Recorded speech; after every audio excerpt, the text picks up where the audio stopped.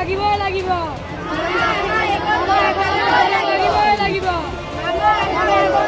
লাগিবই লাগিব।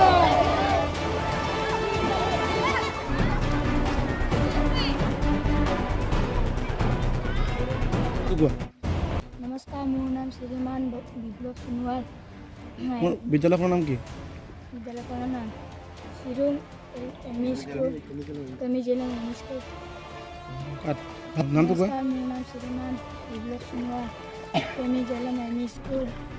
হয়, তোমালোকৰ ইয়াত আমি ইমান সমস্যা দেখিছোঁ, কি ক'বা? মামা, এখন আমাক দলং লাগে, যাবলৈ অসুবিধা। এখন আমাৰ ইয়াত দলং বহাব লাগিব। কি অসুবিধা হৈছে তোমালোকৰ? আমাৰ এইটো যাবলৈ অসুবিধা আছে। ইয়াৰ পৰা কি হয়? কাপোৰ ভিজি যায়, বেগ ভিজি যায়, কিবা পেন ভিজি যায়, কিতাপ ভিজি যায়, স্কুলত পঢ়িব নোৱাৰে। মামাক কি ক'বা? এখন দলং দিবলৈ কাৰণে অনুদান আছে। এখন দলং লাগে। এতিয়া চাবলৈ গ'লে এতিয়া কেমি আৰু এই বৃহত্তৰ যিটো অঞ্চলটো এতিয়া অৰুণাচলৰ ওপৰত নিৰ্ভৰ কৰিবলগীয়া হয়। ইয়াত দলং নথকাৰ কাৰণে আমাৰ বহুত অসুবিধা হৈছে। এতিয়া ছাত্ৰ ছাত্ৰী বিদ্যালয়ৰ পৰা আৰম্ভ কৰি অকল ছাত্ৰ ছাত্ৰী বুলি নহয়, এইকণ ৰাইজৰ বহুত দুৰ্ভোগ ভুগিবলগীয়া হৈছে।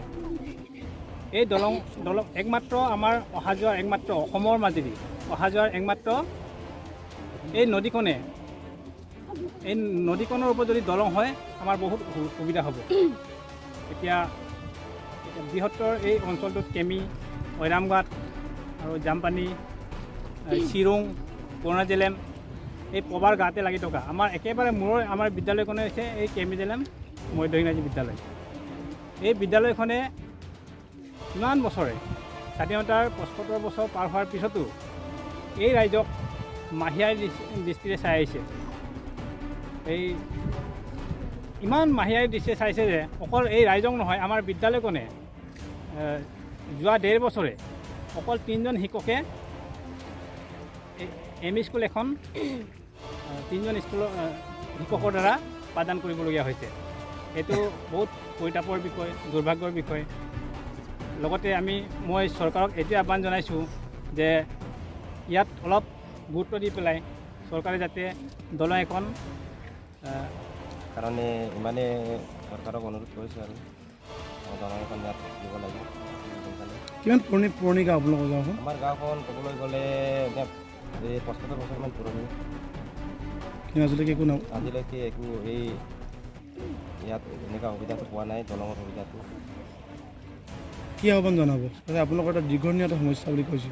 আমাৰ একমাত্ৰ ইয়াৰ সমস্যাৰ সমাধানটো কৈছে মানে এইখন ইয়াত পকী দলং দিব লাগে, হ'ব লাগে পকী দলং, নহ'লে ইয়াত আৰু বেলেগকৈ উপায় নাই।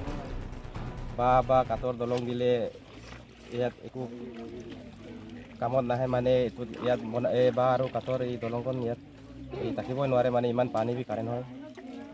পানী বহুত মানে পানীৰ দাৰটো বেছি আছে ইয়াত, সেইকাৰণে ইয়াত কাঠৰ বা এইটো বাঁহৰ দলং, এই নাও ডাঙৰ নাওটো চলাব নোৱাৰে ইয়াত, মানে অলপ হাত নহ'লে যেন তেনে কৰি পাৰ হ'ব পাৰে ইয়াত। এনেকুৱা সমস্যাত মানে আমি ভুগি আছোঁ। সেইকাৰণে ইয়াৰ একমাত্ৰ এই সমস্যাৰ সমাধানটো হৈছে মানে পকী দলং।